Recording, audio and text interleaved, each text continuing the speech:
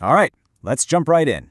Today, we are going on a really different kind of journey. We're going to use a blueprint you would probably never expect to map out a human life. And that blueprint is the periodic table of elements.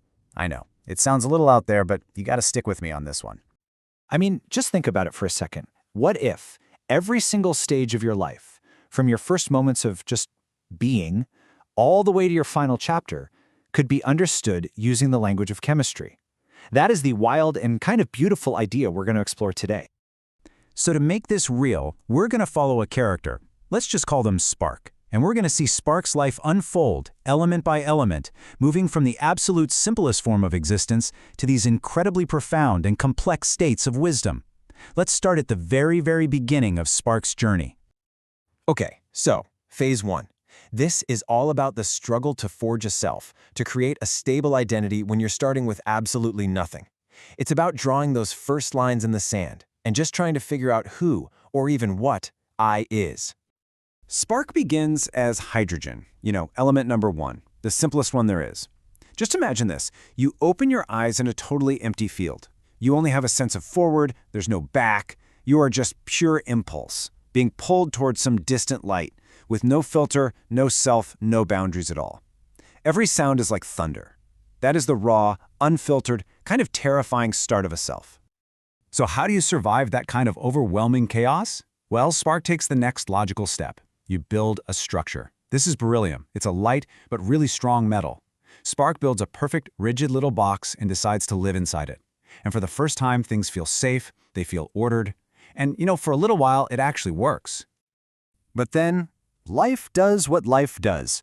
A river floods, and that very same box that gave Spark safety, it suddenly becomes a trap, because it's too rigid, it can't bend. Spark nearly drowns, and learns this incredibly brutal lesson. The very things we build to protect ourselves can become our prisons if they can't adapt to a world that's always changing. That experience, nearly drowning in the box, it forces a massive change.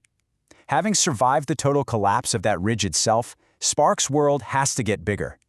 The whole journey pivots from just a singular I to the really complex, often messy world of we.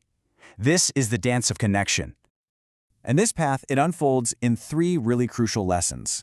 First up, we have lithium. It's a highly reactive element that always needs to bond with something. Here, Spark has to learn to be vulnerable, to actually need another person. Then comes carbon, the building block of all known life, right? This is about the need to build something that actually helps a community, something that will outlive you. And finally, you get zinc, which is often used as a protective coating. This is where Spark learns to set healthy boundaries, to protect that new, more open self within the community. And we can really see these moments play out so clearly.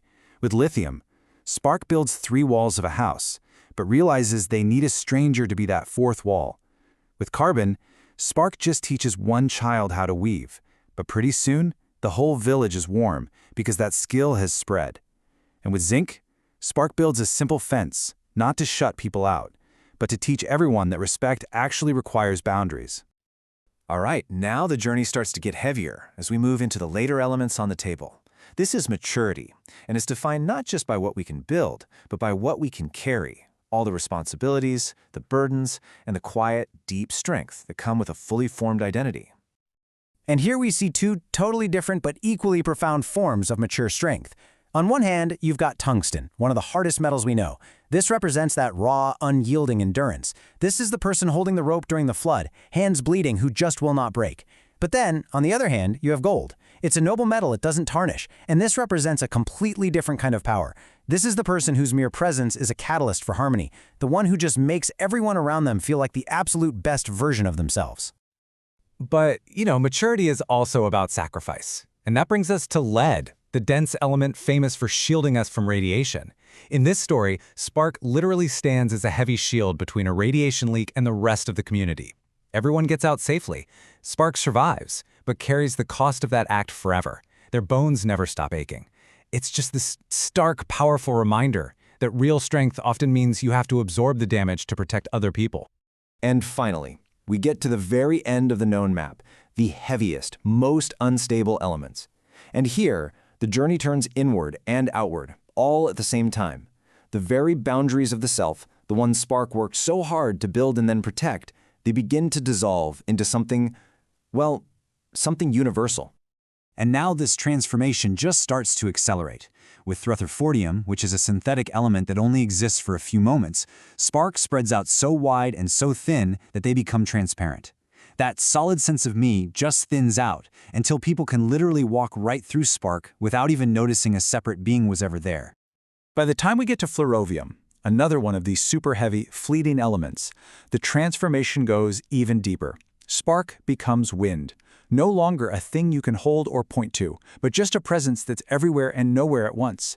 An influence, maybe a field, a memory moving through the trees. And then, at Livermorium, the final shift happens. Spark exhales one last time. And that breath, it doesn't stop. It just joins the air, the atmosphere. Spark is no longer the being that breathes. Spark has become the breathing itself, that universal rhythm of life and release. And so, with Oganesson, the final known element, we land on this beautiful, peaceful paradox. By completely letting go of its individual, separate identity, spark becomes fully integrated with everything. The self is gone, and because of that, the self is now everywhere. So what does this all mean for you? Where are you on this map?